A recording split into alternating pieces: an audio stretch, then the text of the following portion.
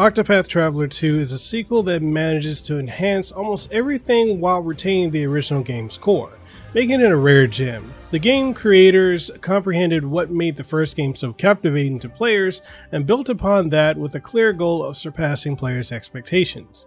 Moreover, the sequel streamlines the game's mechanics to make it more user-friendly for those who didn't enjoy the original game. And as someone who enjoyed the first game, I'm surprised by how much Octopath Traveler 2 has piqued my interest over the past few weeks into wanting to go back and play the first one, and then go play this one, and then go play the mobile game. It's absolutely fantastic what the developers over at Square-Enix have done with this Octopath series. Once you complete the introduction chapter of your chosen character, you'll have complete freedom to explore the game's open world to your heart's content. While starting with specific characters may impose certain limitations, it's wise to recruit at least 4 of the total 8 characters.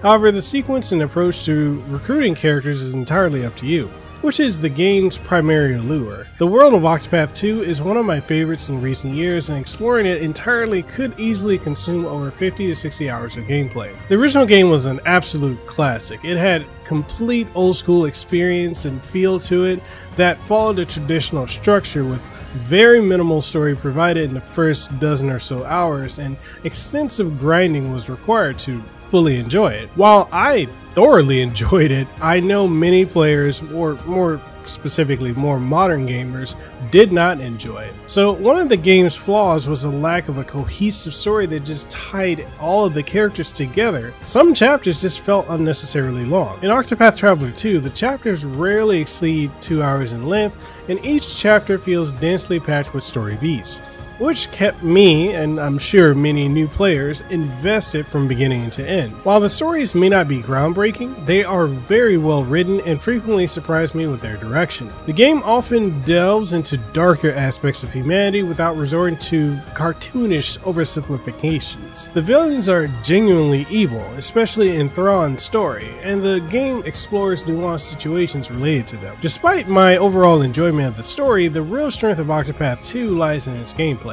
Everything has been adjusted or tweaked just enough to make it work seamlessly this time around. The game's mechanics are similar to the first game, with path actions that boil down to 4 approaches: acquiring items, learning about a person, recruiting them, or knocking them unconscious. Each character has access to 2 of these actions, which vary depending on the time of day. For instance, Thrawn can steal items during the day and ambush people at night. Timinios can recruit characters and interrogate them. Hikari can challenge NPCs to a fight to gain new abilities and bribe them to learn more about them. A new addition is a button that allows you to switch freely between the time of day, which can be used to vary the monsters you encounter in the overworld. Octopath Traveler is designed to be a game that emphasizes player freedom in an open structure. I think the best way to compare Octopath isn't so much as to compare it to Final Fantasy, but it is to compare it to the Saga series, or more importantly, Live Alive, because those are very similar gameplay structures that they're incorporating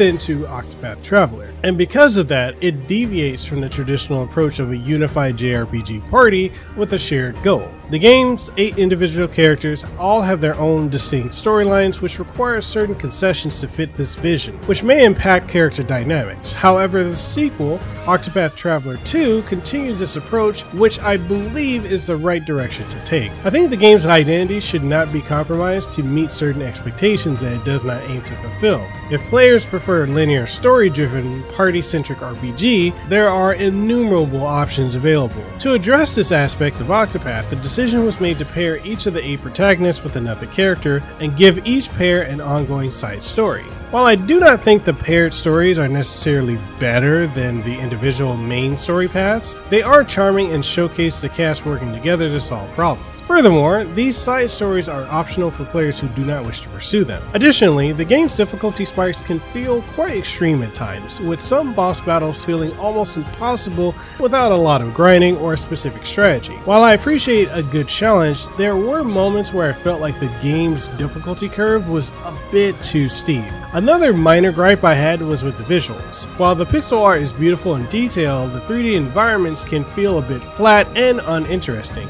It's not a major issue, but it did stand out to me at times. I do think it's great that the combat system in Octopath Traveler 2 is enjoyable and has been improved from the original, and it uses some Bravely Default inspired mechanics, and the enemy break system seems like it adds depth to the strategy for the battles. It's also good to know that there are ways to naturally level up your characters through exploration. Even if the level gating can be a bit of a grind, and while that might be outdated, it also encourages players to rotate their party members and try out different combinations, which can be a fun challenge. So as far as the performance goes, I played this on both the Steam Deck and the Nintendo Switch, and on the Steam Deck it ran flawlessly with absolutely no issues whatsoever. And the Nintendo Switch version of Octopath Traveler 2, I have to say that it runs much better than the previous game, although I was initially disappointed by the lack of graphic options compared to Triangle Strategy on the Switch.